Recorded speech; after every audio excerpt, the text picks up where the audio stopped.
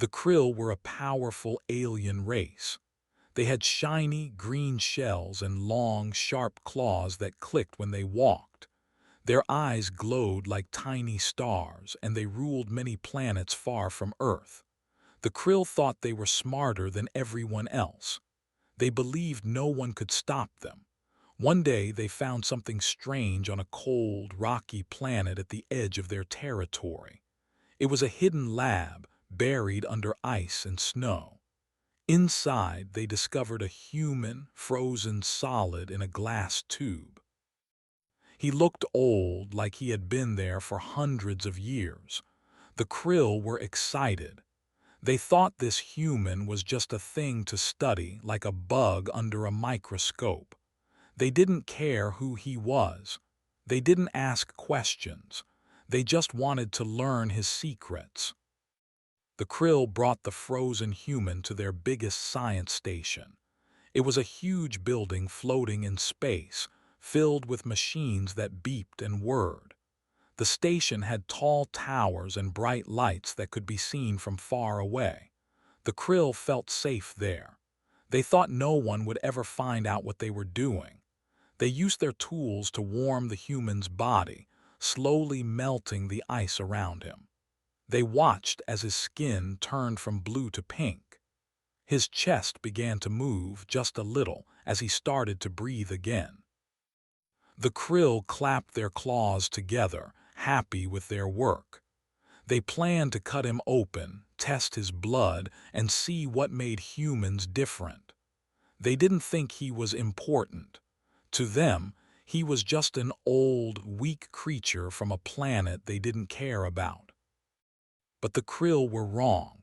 They didn't know that the galaxy was watching. Other aliens from different worlds had heard about the Krill's secret lab. Some of these aliens were friends with humans. They sent quiet messages to Earth telling them what the Krill had done. Earth was far away, but its people were strong and smart. They had ships that could fly faster than light and computers that could think like people. When Earth heard about the frozen human, they didn't yell or scream. They stayed calm. They listened.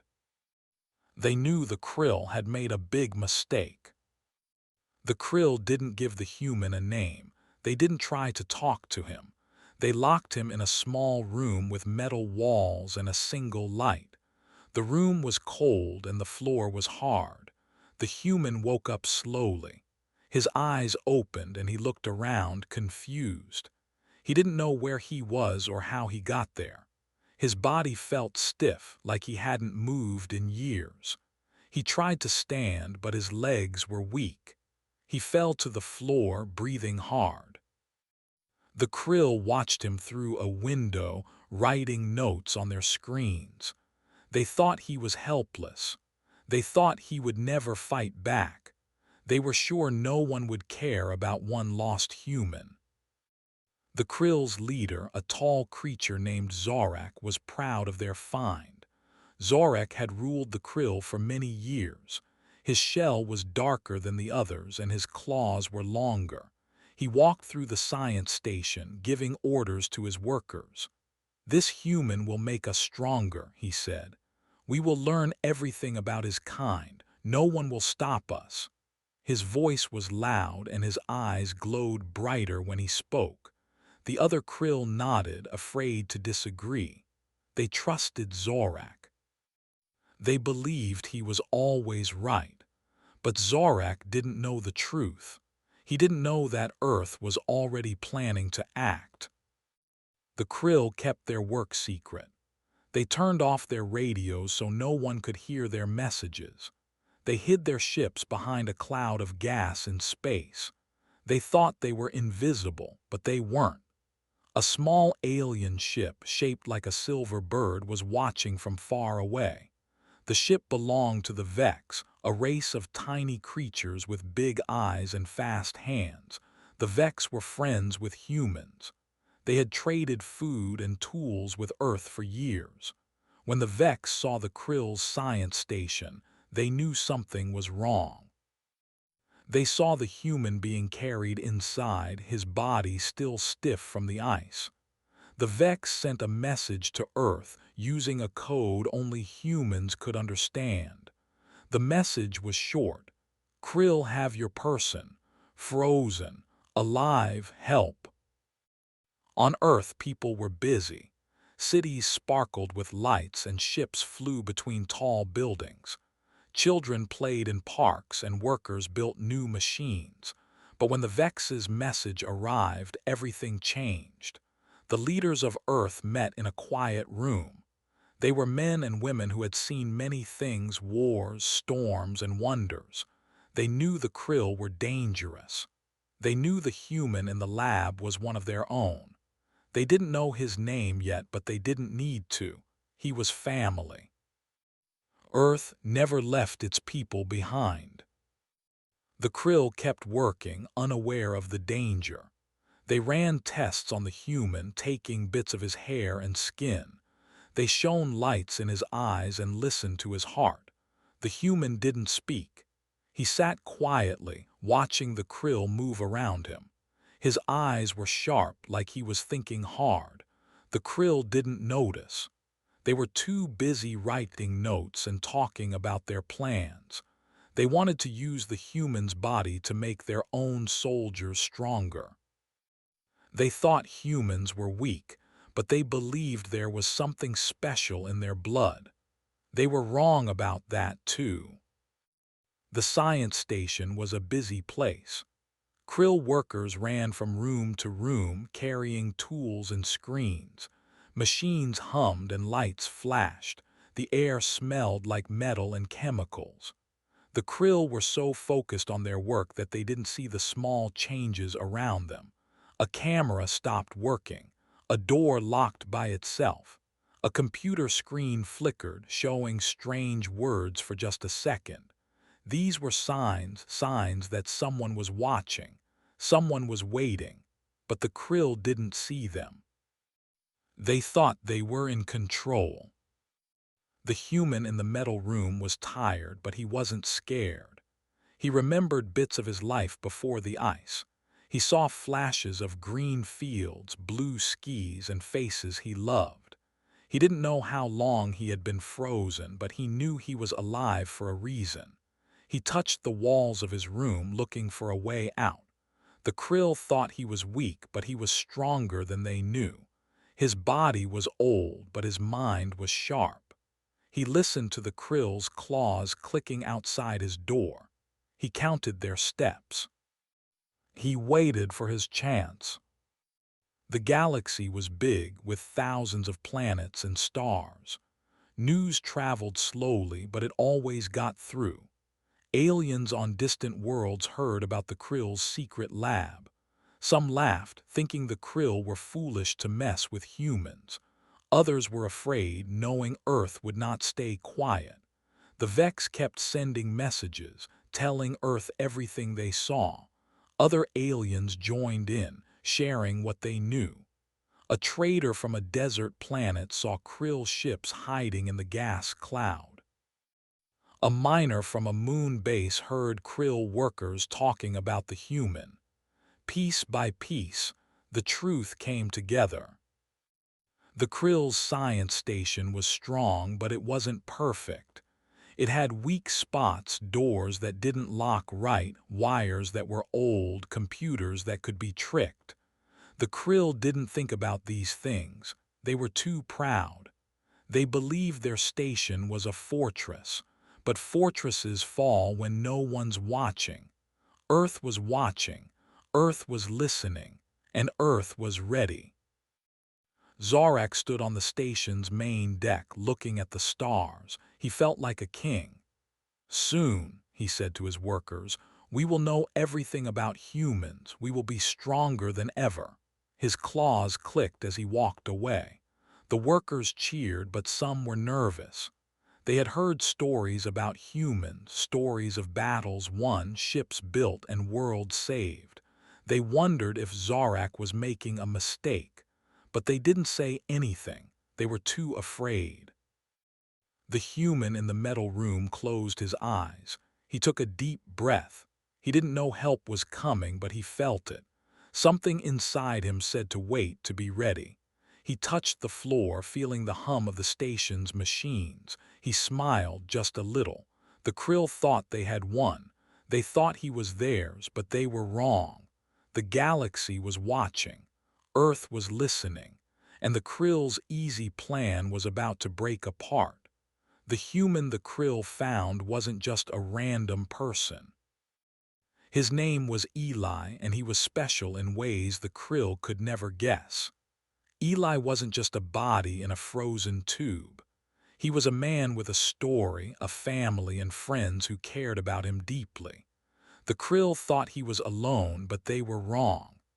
Eli had people who loved him, people who were powerful, smart, and ready to fight for him.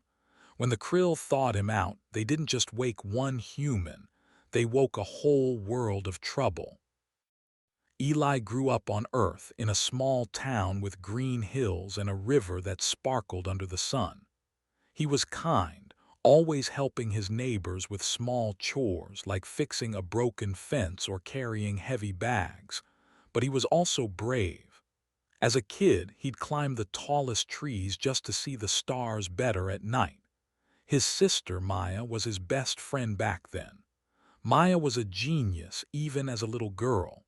She loved building things, tiny robots, toy planes, anything that could move or fly.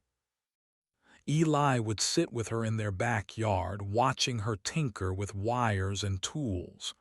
"One day," she'd say, "I'll build a ship that can touch the stars." Eli believed her. He always knew she'd do big things.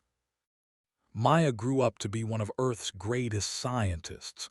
She worked in a huge lab filled with glowing screens and machines that hummed like music. Her job was to build spaceships, fast ones, faster than anything the krill or any other aliens had. Her ships could zip through space like arrows, dodging asteroids and outrunning storms of cosmic dust. Maya's ships kept Earth safe, carrying soldiers and supplies to faraway planets. She was famous, but she never forgot her brother, Eli. They sent messages to each other all the time, even when Eli was far away on his own adventures. Maya loved him more than anyone. When she heard the krill had taken him, her heart felt like it broke in half. But she didn't cry. She got to work. Eli's best friend was a man named Kale, a commander in Earth's army. Kale was tall, with a voice that could make anyone listen. He led soldiers into battles against pirates, rogue robots, and even strange creatures from dark corners of the galaxy. Kale never lost a fight. His soldiers trusted him because he was fair and strong, always standing at the front of every mission. He and Eli met years ago when they were both young, training to explore space. They became friends fast, sharing stories around campfires and promising to always have each other's backs. Kale taught Eli how to shoot a laser rifle, and Eli showed Kale how to fix a broken engine. They were like brothers. When Kale learned the krill had Eli, his face turned hard as stone. He didn't shout or make a scene. He just started planning. Eli wasn't just important to Maya and Kale. He had touched many lives. There was Layla, a hacker who lived in a busy city on Earth. She was young, with bright purple hair and fingers that danced over keyboards like they were alive. Leela could break into any computer, no matter how strong its locks. She once hacked a pirate ship system to save a town, and everyone called her a hero. Leela met Eli when he helped her fix a broken drone. He didn't know much about computers, but he listened to her and made her laugh. They became friends, and Leela never forgot how kind he was. When she heard the krill had him, she stopped everything. Her screens lit up as she started searching for clues about where Eli was being held. Then there was Tyro, an old man who built houses and schools on new planets. Tyro was strong, with hands rough from years of hard work. He had a big laugh that made everyone smile. Tyro met Eli when they worked together to build a school for kids on a dusty planet far from Earth. Eli carried heavy bricks and told funny stories to keep everyone's spirits high. Tyro loved Eli like a son. When he found out the Krill had taken him, Tyro put down his tools. He called his friends, other builders who knew how to make things and break things too. They were ready to help. The Krill didn't know any of this. They thought Eli was just one human, alone and forgotten. They didn't know about Maya's ships, Kale's soldiers, Leela's hacking, or Tyro's strength. They didn't know that Eli's life was tied to so many others, like threads in a giant web. Each person who cared about him was powerful in their own way. Together, they were unstoppable. The Krill thought they could keep their secret, but secrets don't stay hidden when people care enough to look. Back on Earth, word about Eli spread. It wasn't just his family and friends who cared. Regular people, farmers, teachers, kids playing in the streets, heard about the human the Krill had taken. They didn't know Eli's name at first, but they knew he was one of them. On Earth, that meant something. Humans stuck together. They didn't leave anyone behind, no matter how far away they were. In schools, kids made drawings of Eli, imagining him as a hero fighting aliens. In markets, people whispered about what Earth would do. Everyone felt it. Something big was coming. Maya, Kale, Lila, and Tyro weren't the only ones who loved Eli. There was a pilot named Zara who flew cargo ships through dangerous parts of space. She had met Eli when he helped her land her ship during a storm. He stayed calm, guiding her through the wind and rain. Zara never forgot that. When she heard about the Krill, she checked her ship's engines and made sure it was ready to fly. There was also a doctor named Samir, who had worked with Eli to save people after a flood. Samir was quiet but smart, always knowing how to fix broken bodies. He started packing medical supplies, just in case Eli needed him. Even aliens cared about Eli. The Vex, those tiny creatures with big eyes, remembered him from a time he helped them fix a broken water pump on their planet. Eli didn't ask for anything in return. He just smiled and said, "That's what friends do." The Vex sent messages to Earth, promising to help however they could. Another alien race, the Gorn, who looked like walking trees, knew Eli from a trade deal. He had been fair and kind, even when others weren't. The Gorn told their leaders, "The humans will fight for this one. We should stand with them." The Krill had no idea what they had started. They thought Eli was just a body to study, a puzzle to solve. They didn't know he was a brother, a friend, a hero to so many. They didn't know that waking him up would wake up Earth too. Maya was already designing a new ship, faster and stronger than ever. Kale was gathering his best soldiers, checking their weapons and maps. Leela's computers hummed as she searched for the Krill's secrets. Tyro and his builders were making plans, ready to move mountains if they had to. Zara's ship was fueled and Samir's bags were packed. The Vex and Gorn were watching, waiting to help. Eli, locked in his cold metal room, didn't know all this yet. He sat quietly, his hands resting on his knees. His body was weak from the ice, but his mind was clear. He thought about Maya, Kale, Lila, Tyro, and all the others. He didn't know if they were coming, but he hoped they were. He felt a spark inside him, a tiny fire that kept him going. The Krill thought they had caught a weak human, but Eli wasn't weak. He was patient, he was smart, and he was loved. The Krill's science station kept humming, its lights bright and its machines loud. The Krill workers moved quickly, excited about their tests. They wrote notes about Eli's heart, his lungs, his eyes. They thought they were learning everything about him. But they didn't know the most important thing, who Eli was. They didn't know about the sister who built ships, the commander who won battles, the hacker who broke systems, or the builder who moved worlds. They didn't know about the pilot, the doctor, or the aliens who called Eli a friend. They thought he was alone. They thought he was theirs. But Eli wasn't alone. He was part of something bigger, a family, a planet, a galaxy of people who cared. The Krill had made a mistake. They hadn't just woken a human. They had woken the wrong human, and now Earth was coming. The Krill thought they were safe in their shiny space station, studying Eli like he was a toy. They didn't know that Earth was already moving. Humans didn't send angry messages or loud threats. They didn't need to. Instead, they started with small, quiet actions that made the Krill nervous. These weren't big battles or loud explosions. They were careful, clever moves, like a game of chess where the Krill didn't even know they were playing.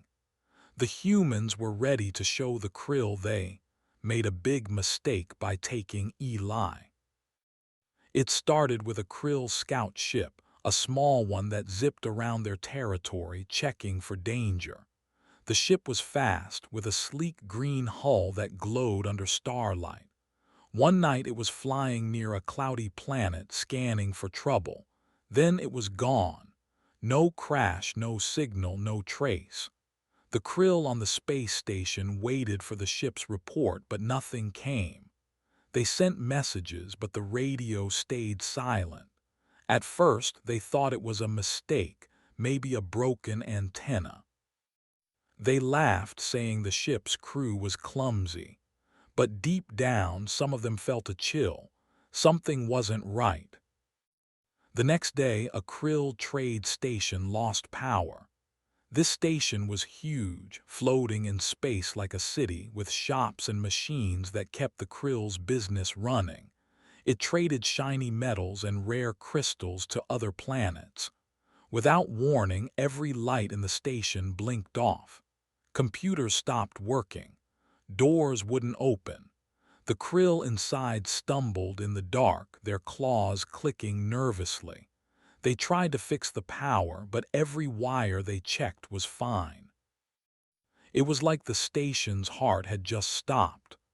The Krill sent repair teams, but when they got the lights back on, they found nothing broken. It was a mystery, and it scared them. On Earth, nobody talked about these events in public. There were no news stories or big speeches. Instead, small teams worked in secret, planning every step. Maya, Eli's sister, was in her lab surrounded by screens and tools. She didn't build a new ship this time. Instead, she worked with her team to send tiny drones into space. These drones were smaller than a hand, shaped like silver bugs. They could fly without being seen, sneaking past Krill sensors. Maya programmed them to find Krill ships and stations, then turn off their systems for just a moment, long enough to cause confusion but not long enough to leave clues. She smiled as she worked, thinking of Eli. "Hold on, big brother," she whispered. "We're coming." Kale, the commander, was busy too. He gathered a small group of his best soldiers in a hidden base on Earth's moon. The base was carved into a crater, invisible from above. Kale's team was trained to move fast and quiet like shadows. They didn't use big warships. Instead, they took a single stealth ship, painted black to blend with space. This ship could slip past Krill scanners like a ghost. Kale sent it to a Krill fuel depot, a place where they stored energy for their ships. The soldiers didn't blow it up. They didn't fire a single shot. They just tampered with the fuel tanks, making them leak slowly. By morning, the Krill found their ships couldn't fly far. They blamed bad equipment, but Kale knew better. He nodded to his team. "One step at a time," he said. Layla the hacker was working from her tiny apartment in a busy Earth city. Her room was filled with screens, each showing lines of code. She sipped juice from a straw and typed faster than anyone could follow. Leela didn't attack the Krill's main computers. Those were too well guarded. Instead, she targeted their smaller systems, like the ones that controlled lights or doors. She sent a virus to a Krill communication tower, making it send garbled messages for a few hours. The Krill thought it was a glitch, but their leaders couldn't talk to their ships for a whole day. Leela laughed as she worked, her fingers dancing over her keyboard. "Let's see how they like being lost," she said. She was doing this for Eli, her friend who always believed in her. Tyro the builder didn't go to space. He stayed on Earth, but he was just as important. He met with other builders in a dusty warehouse filled with tools and blueprints. They didn't build houses this time. They made small devices, like boxes with blinking lights. These devices could stick to Krill ships or stations and mess with their machines. Tyro's team gave the devices to pilots like Zara, who flew them to Krill territory. Zara dropped them in places the Krill would never look, under a station's floor, inside a ship's vent. The devices didn't explode. They just made things go wrong. A door would jam, a screen would flicker, an engine would stutter. The Krill scratched their shells, confused. Tyro grinned as he handed out another box. "For Eli," he said. The Krill didn't know what was happening, but they started to feel uneasy. Their ships kept having problems. One day, a Krill cargo ship carrying food stopped moving. Its engines just shut off, leaving it floating in space. The crew was fine, but they had to wait for help and their food spoiled. Another day, a Krill listening post, a small station that spied on other planets, lost its signal. It couldn't hear anything for hours. The Krill sent engineers to fix it, but they found nothing wrong. These little problems kept adding up, like pebbles piling into a mountain. The Vex, the tiny aliens who were friends with humans, helped too. They had small ships that could hide in asteroid fields. The Vex didn't fight, but they were sneaky. They flew close to Krill stations and dropped tiny beacons that sent fake signals. These signals tricked Krill computers into thinking a big fleet was coming. The Krill sent their ships to check, but found nothing but empty space. They were annoyed, thinking their machines were broken. The Vex giggled, knowing they were helping Earth. They remembered Eli's kindness and wanted to pay him back. The Krill's leader, Zorak, heard about these problems. He stood on the main deck of the science station, his claws tapping impatiently. "Fix it," he shouted at his workers. "These are just accidents." His glowing eyes narrowed as he looked at the stars outside. He didn't think humans could do this. To him, humans were weak, not clever enough to cause trouble. But some of his workers weren't so sure. A young Krill named Sklik whispered to his friend, "What if the humans know about the one we took?" His friend shook his head. "Impossible, they're too far away." But Sklik wasn't convinced.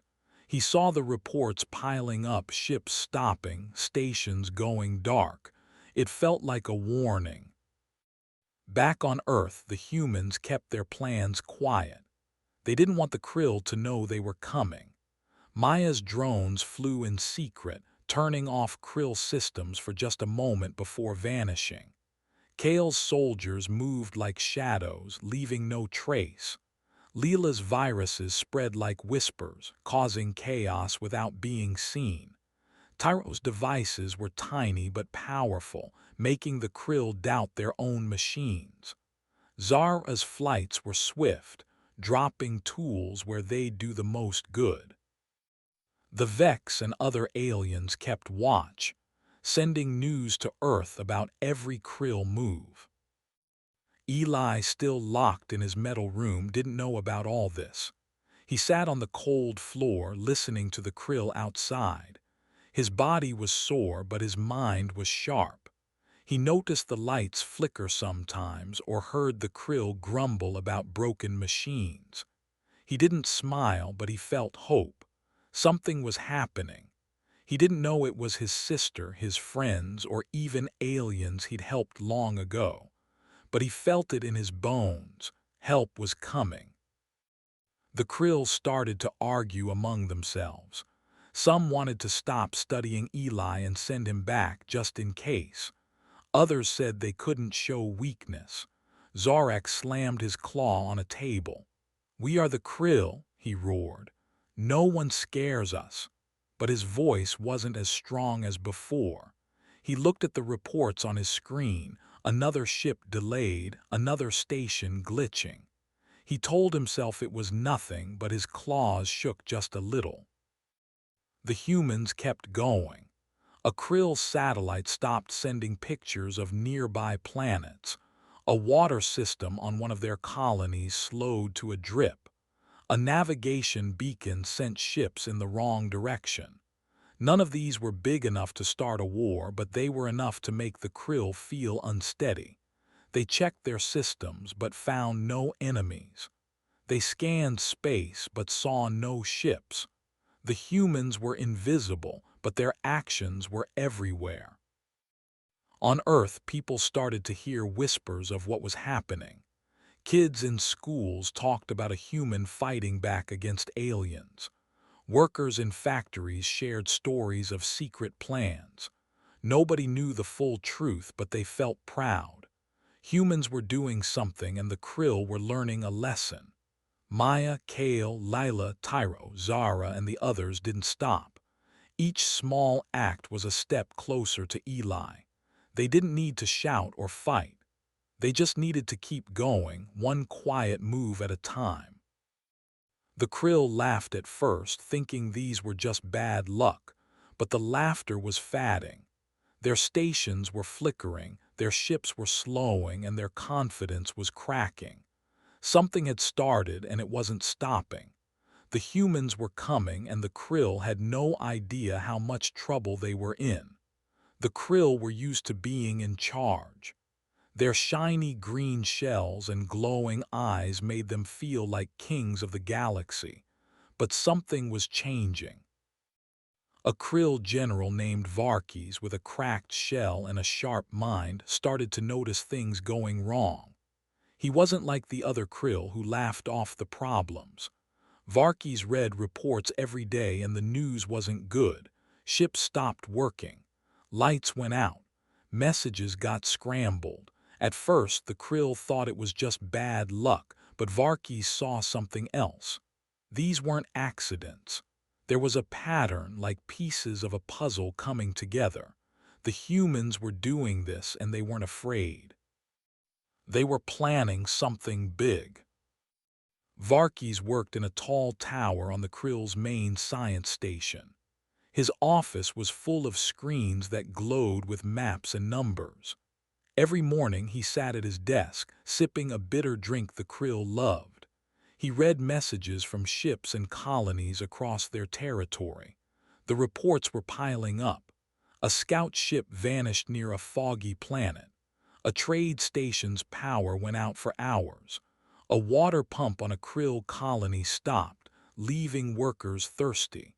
Varkes tapped his claws on the desk, thinking hard. "This isn't normal," he muttered. He called his assistants, young Krill with nervous eyes, and asked for more details. They brought him lists of every problem, and he spread them out, looking for clues. The Krill had always thought humans were weak. They saw Earth as a small, unimportant planet, far away and easy to ignore. But Varkis wasn't so sure anymore.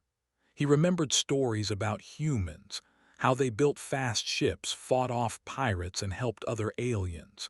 He had laughed at those stories once, but now they stuck in his mind. The human they had thawed, the one called Eli, was locked in a room downstairs. Varkis hadn't seen him, but he knew the Krill were studying him. What if that human was important? What if Earth was fighting back because of him? Varkis's claws twitched. He didn't like where his thoughts were going. Another report came in. A Krill satellite, one that watched nearby stars, stopped sending pictures. The engineers said it wasn't broken, but it wouldn't work right. The day before, a navigation beacon sent a Krill cargo ship to the wrong planet, wasting fuel. Varkis wrote all these things down in a notebook. He drew lines between them, connecting the dots. Ships didn't just disappear. Systems didn't just shut down. Someone was making this happen. He called a meeting with other Krill officers, hoping they'd see what he saw, but most of them didn't listen. "It's just old machines," one officer said, waving a claw. "Fix them and move on." Varkis shook his head. "It's not that simple," he said. "Look at the timing. It's all happening at once." The Krill's science station was huge, floating like a city in space. It had hundreds of rooms filled with machines and workers. The air smelled like metal and the floors hummed with energy. But now the station felt different. Lights flickered in hallways. Doors jammed, trapping workers inside. A food machine in the cafeteria spilled sticky liquid all over the floor. The Krill grumbled, blaming lazy engineers. But Varkis noticed something else. Every time something went wrong, it hurt the Krill a little more. A broken door slowed down workers. A dead satellite left them blind. A lost ship meant less food or fuel. These weren't big attacks, but they added up like water wearing down a rock. Varkis went to see Zorak, the Krill's leader. Zorak's office was at the top of the station with windows showing the stars. His dark shell gleamed and his voice was loud. "What's wrong, Varkis?" he asked, his eyes glowing bright. Varkis held up his notebook. "We're in trouble," he said. "Our ships are failing, our stations are breaking. It's not random. I think the humans are doing this." Zorak laughed, his claws clicking. "Humans, they're nothing, they can't touch us." But Varkis didn't back down. "Then why is everything going wrong?" he asked. "We took one of their people, maybe they know." Zorak's laugh faded. He didn't answer, but his eyes narrowed. For the first time he looked worried. Down in the station, the Krill workers were starting to feel it too. A young worker named Cree was fixing a computer when it shut off for no reason. She tried to turn it back on, but the screen stayed black. "This is the third time today," she said to her friend, Sklik. Sklik was the one who had whispered about the human before. He looked around, making sure no one could hear. "I told you," he said. "It's the humans. They're angry about the one we took." Cree rolled her eyes, but she wasn't so sure anymore. She'd heard about a Krill outpost that lost its air filters, leaving everyone coughing. Something was wrong, and it wasn't just bad machines. Varkis kept digging. He sent messages to other Krill bases asking for their reports. The answers came back fast, and they weren't good. A mining colony lost its drills for a day. A warship's weapons wouldn't fire during a test. A communication tower sent nonsense words to every ship nearby. Varkis wrote it all down, his notebook filling up. He stayed up late, reading under a dim light. The more he read, the clearer it became. The humans weren't fighting with guns or ships. They were fighting with tricks, small, smart moves that made the krill weak. Varkis felt a knot in his stomach. He didn't know how the humans were doing it, but he knew they were good at it. The krill's science station wasn't the only place with problems. On a krill colony far away, a water tank sprang a leak. The workers fixed it, but the next day another tank broke. On a trade planet, a krill market lost power and food spoiled in the heat. Ships carrying supplies got lost, their maps showing wrong directions. The krill were frustrated. They shouted at their machines, thinking they were cursed. But Varkis saw the truth. These weren't curses. They were attacks, quiet and clever. The humans were hitting the krill where it hurt: food, water, power, and trust. Varkis tried to warn the other generals. He called them to a big room with a round table. The generals sat tall, their shells shining under the lights. Varkis stood up, holding his notebook. "We're under attack," he said. "The humans are doing this. They're not scared, they're planning something." The generals laughed, their claws tapping the table. "Humans," one said, "they're too small to fight us." Another general with a scar on his shell leaned forward. "You worry too much, Varkis. These are just accidents." But Varkis didn't sit down. "Count the accidents," he said. "Too many, too fast. It's a plan." The room got quiet. A few generals looked at each other, unsure. Maybe Varkis was right. The krill workers started whispering. They didn't know about Varkis's notebook, but they felt the problems growing. A pilot named Taz couldn't start his ship one morning. The engines hummed, then died. He checked every part but found nothing wrong. "It's like the ship doesn't want to fly," he told his crew. They laughed, but it was a nervous laugh. In the station's kitchen, a cook named Layla, no relation to Eli's friend, saw her ovens turn off mid-meal. The food burned when she got them working again. "This place is falling apart," she grumbled. The workers didn't know it was humans, but they felt something bad was coming. Varkis went back to his office, his mind racing. He looked at a map of krill territory, marked with red dots where things had gone wrong. The dots were everywhere: ships, stations, colonies. He drew lines between them, trying to guess what the humans would do next. He didn't have proof, but he felt it. The humans were angry about Eli. Varkis had seen the human once through a window. Eli was quiet, sitting in his metal room. He didn't look strong, but Varkis wondered. What if this human was special? What if Earth was fighting for him? Varkis's claws shook as he closed his notebook. He didn't want to be afraid, but he was. Zorek called Varkis again. This time Zorek wasn't laughing. "What do you know?" he asked, his voice low. Varkis showed him the notebook, pointing to the red dots. "It's the humans," he said. "They're hitting us little by little. They're not fighting like we do, they're smarter." Zorek stared at the map, his eyes dim. "What do they want?" he asked. Varkis took a deep breath. "The human we took, they want him back." Zorek didn't speak. He turned to the window, looking at the stars. For the first time, he didn't feel like a king. The krill workers kept working, but they were nervous. A guard named Rick stood outside Eli's room, watching the human through a small window. Eli sat still, his eyes closed. Rick wondered what he was thinking.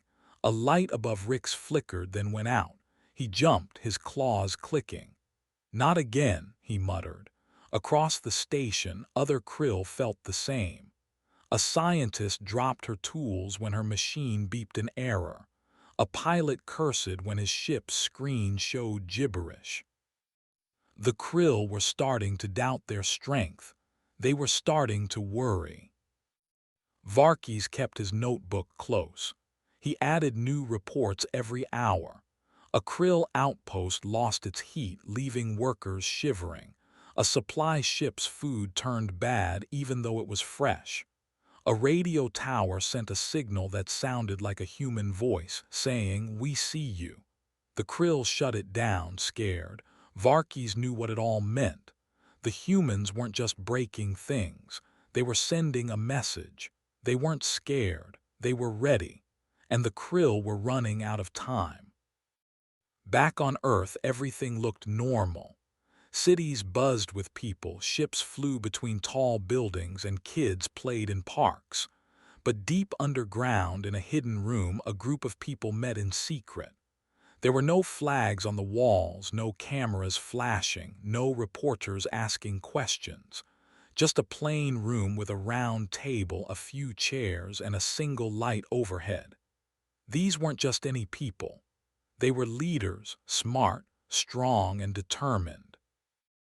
They had heard about Eli, the human the krill had taken. They knew he was one of their own, and they weren't going to let the krill keep him. They weren't here to talk or argue. They were here to make a plan to win. The room was quiet, tucked away in a secret base under a mountain. The walls were thick, made of stone and steel, so no one outside could hear. The air was cool, and the only sound was the soft hum of a computer in the corner. The leaders sat close together, their faces serious. There was Maya, Eli's sister, who built the fastest ships in the galaxy. Her hands were steady, but her eyes showed she was worried about her brother. Next to her was Kale, the commander who led Earth's soldiers. His jaw was tight, like he was ready to fight right now. Leela, the hacker with purple hair, sat with her laptop, typing quietly. Tyro, the builder with rough hands, leaned forward, ready to help. Zara, the pilot, and Samir, the doctor, were there too, along with others who cared about Eli. They all had one goal: bring him home. Maya spoke first. "The krill think they can take one of us and get away with it," she said. "They're wrong. Eli's my brother, and we're going to get him back." Her voice was calm but strong, like a river that could carve through stone. She pulled out a small screen and showed a map of the krill's territory. Red dots marked where things had gone wrong for the krill, ships that stopped, stations that went dark. "We've already started," she said. "Our drones and tricks are making them nervous, but we need to do more." Everyone nodded. They trusted Maya. Her ships had saved Earth before, and her plans were always smart. Kale leaned forward, his hands clasped. "My soldiers are ready," he said. "We've hit their fuel depots and outposts, but we've stayed quiet. No big attacks, no noise. The krill don't know it's us yet." He pointed to the map. "We can keep hitting their weak spots: power grids, communication towers, supply lines. We don't need to destroy them. We just need to make them feel weak." Kale's eyes were sharp, like he could see every move the krill would make. He had fought battles across the stars, and he knew how to win without firing a shot. Leela looked up from her laptop. "I've been inside their systems," she said, her fingers still moving on the keys. "Their computers are strong but not perfect. I've sent viruses to mess with their lights and doors.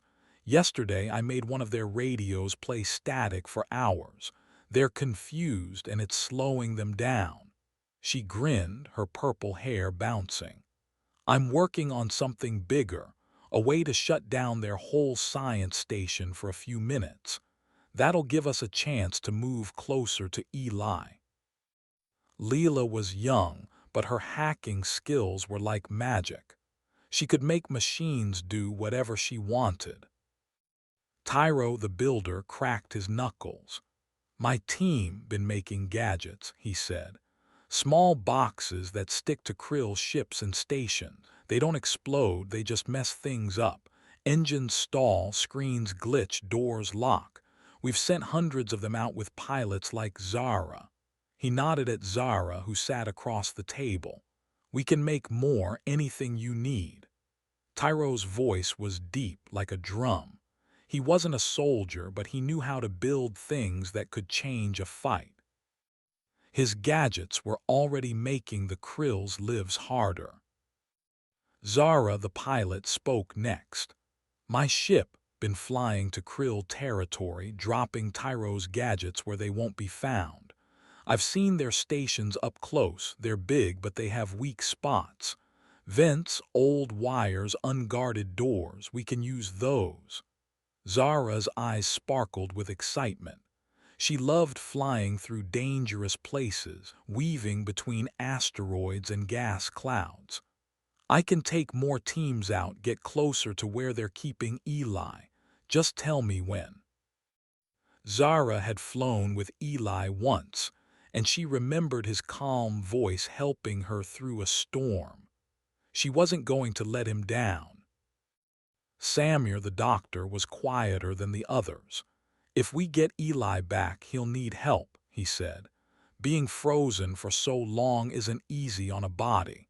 I've got medical kits ready and I can train others to help, but we need to know where he is." Samir's hands were steady, used to fixing broken bones and cuts. He had saved Eli's friends before, and he was ready to do it again. "I'm also working on a way to mess with the Krill's medical machines. If their doctors can't work, they'll be too busy to guard Eli." Samir's plan was small but clever, like everything else the humans were doing. The room was filled with ideas, each person adding to the plan. They didn't want a war. Wars were loud and messy, and they hurt too many people. Instead, they wanted to be smart. They wanted to make the Krill feel weak, confused, and scared, so they'd give Eli back without a fight. The leaders agreed. Every move had to be quiet, like a whisper in the dark. They'd hit the Krill where it hurt: power, food, ships, trust, but they wouldn't leave a trace.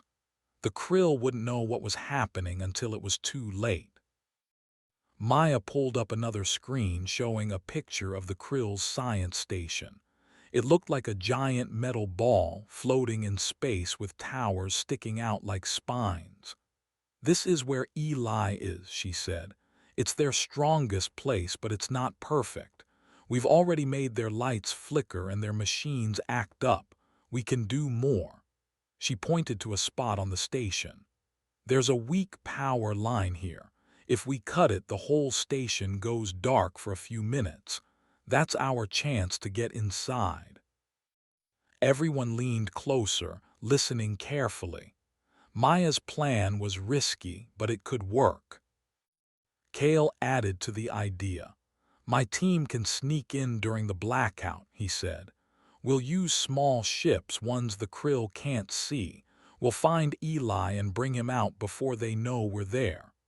Kale had trained his soldiers for missions like this: fast, quiet, and precise. They could move through a station like ghosts, leaving no clues.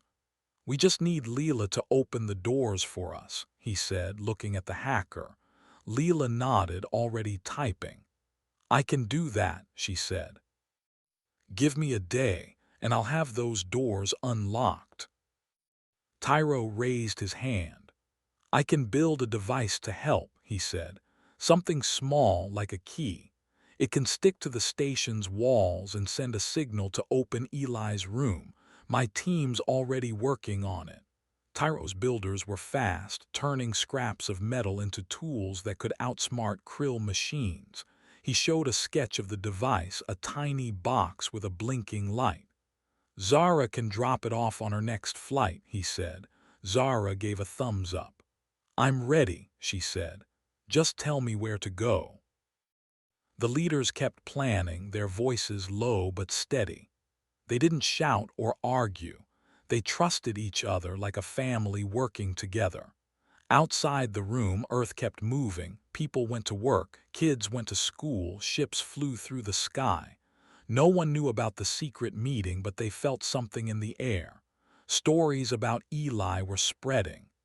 Kids whispered about a human fighting aliens. Workers talked about Earth standing strong. The leaders didn't care about fame. They cared about Eli, and they were ready to do whatever it took. The plan grew bigger, but it stayed simple. Maya's drones would keep messing with Krill power. Leela's viruses would confuse their computers. Kale's soldiers would sneak closer, ready to move when the time was right. Tyro's gadgets would open doors and break machines. Zara's flights would carry everything where it needed to go. Samir would be ready to help Eli when he came home. Even the Vex, the tiny aliens who were friends with humans, sent messages promising to help. They'd watch the Krill and tell Earth every move they made. The leaders thought about Eli, locked in his cold room. They didn't know if he was scared or hurt, but they knew he was strong. Eli had always been kind, helping friends and strangers alike. Now they were helping him. Maya remembered his laugh, how he'd tease her about her messy lab.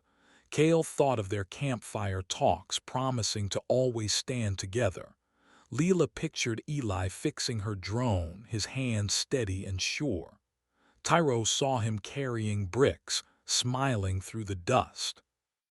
They all had memories, and those memories kept them going.